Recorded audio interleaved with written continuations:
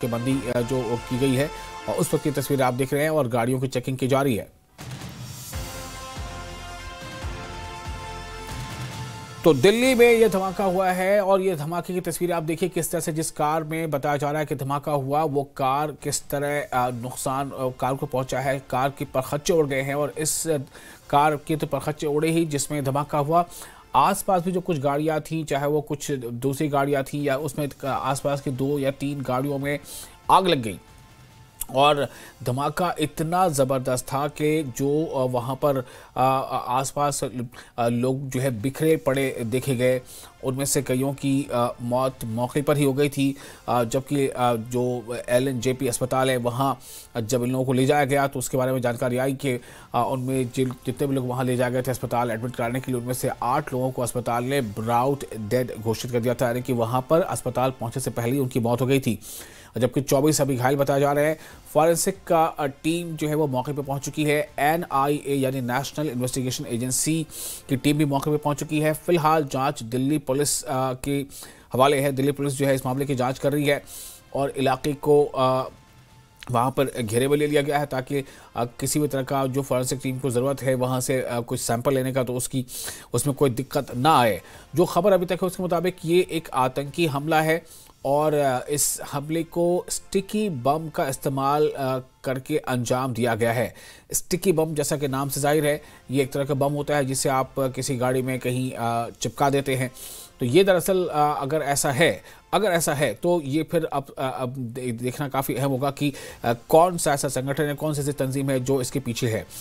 या फिर ये कि जो बात पहले आ रही थी कि ये सिलेंडर में धमाका हुआ है, कार में जो सिलेंडर लगे होते हैं CNG के सिलेंडर्स उसमें धमाका हुआ है। लेकिन जो अब अपडेट है उसके मुताबिक ये एक आतंकी घटना है, इस बात की पुष्टि हो गई है और इस बात की पुष्टि होने के साथ ही ये भी जो है अब इसका जो जांच का दायरा है, जांच का जो एंगल है वो इस बात पर है कि आखिर ये किस तरह का बम या किस तरह के विस्फोटक का इस्तेमाल इसमें किया गया है। और इसी भी जानकारी देने के प्रधानमंत्री नरेंद्र मोदी ने देश के गृह मंत्री अमित शाह से इस घटना के बारे में जानकारी ली है, फोन पर बात की है। फोन पर बात करने के बाद घटना के बाद जानकारी ली है PM ने गृह मंत्री से। पिछले कई सालों से आतंकी घटनाओं पर नकेल कसी थी और इसीलिए यहाँ पर इस टीम को एक बार फिर देखा जा रहा है और ये वो टीम है जिसके कई अधिकारी आज भी स्पेशल सेल की टीम में मौजूद है। तो एक बड़ा नेक्सस हो सकता है अगर ये टेरर एंगल है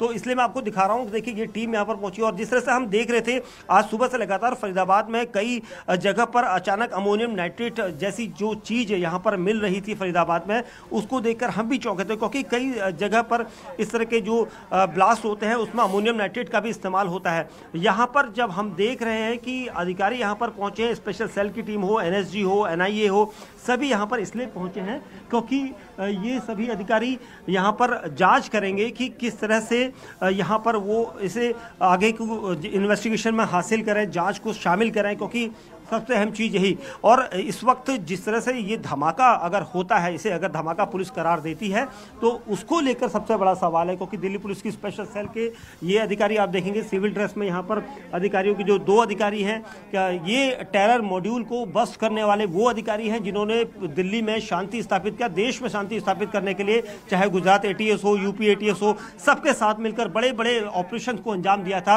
उन्हीं अधिकारियों को यहाँ बुलाया गया है और ये वही अधिकारी स्पेशल सेल के अब यहाँ पर इस पूरे नेटवर्क को देखेंगे अगर ये ब्लास्ट होता है, क्योंकि DCP रैंक के अधिकारी यहाँ पर पहुंचे हैं,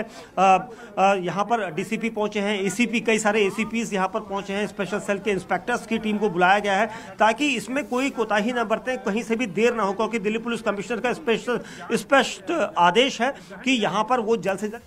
सब जगह पर सघन चेकिंग करवाई जा रही है। यहाँ पर airport, railway station, bus stand, vital installations और जो सेंसिटिव रिलीजियस प्लेसेस हैं सभी के आसपास सघन चेकिंग का कार्यक्रम किया जा रहा है।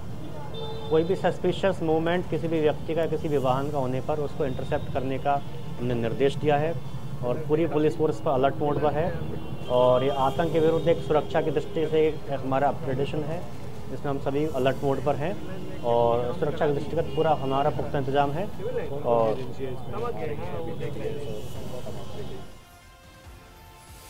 इस तरह से धमाका हुआ, उसके बाद कई गाड़ियों के आके विजुअल्स मेरे पास आए, तो मैं समझ गया कि ये एक ऐसा आसान धमाका नहीं है, इसके पीछे बड़ी साजिश हो सकती है। और इसीलिए इस वक्त आप देखेंगे स्पेशल सेल की पूरी यूनिट यहाँ पर दिखाई दे रही है, जो NIA यहाँ पर दिखाई दे रही है। उसके अलावा ये वो यूनिट जिसने टेरर पर काफ़ी लंबे समय तक काम किया, तकरीबन 20 साल से हम इसको कवर कर रहे हैं और हम देख रहे हैं कि इन लोगों के पास वो अनुभव है। अपने पूरे नेटवर्क को खंगाला जाएगा, इसको लेकर यहाँ पर बात की गई है। तो किशोर, एक लंबा जी